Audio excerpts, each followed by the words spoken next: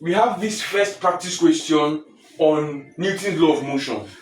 It says a force of 16 Newton applied to a 4 kg block that is at rest on a smooth horizontal surface. What is the velocity of the block at 5 seconds? Now, if you look at this question is from the parameters. We are giving force, we are giving mass, which is 4 kg, we are giving time, which is 5 seconds, and we are asked to calculate for the velocity what is the velocity of the block at 5 seconds. That's what we are asked to calculate, velocity. Now, if you look at the parameters, we are giving force, mass, velocity, and time. Which of Newton's law of motion connects this?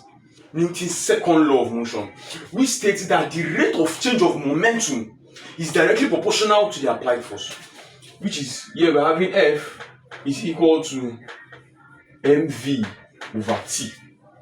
This is the formula. But I told us in cases where we are giving initial and final, you have mv minus mu.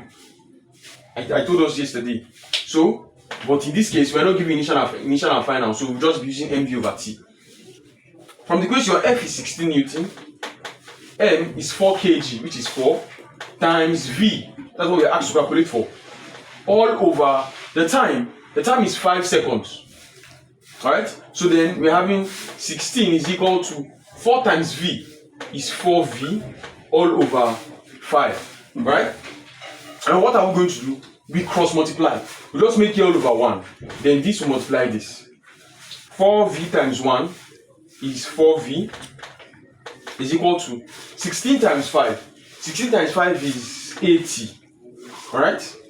Then you divide both sides by 4 because we're asked to calculate for V. So when you divide both sides by 4, 4 we cancel out 4. Then V is equal to 80 divided by 4 is 20.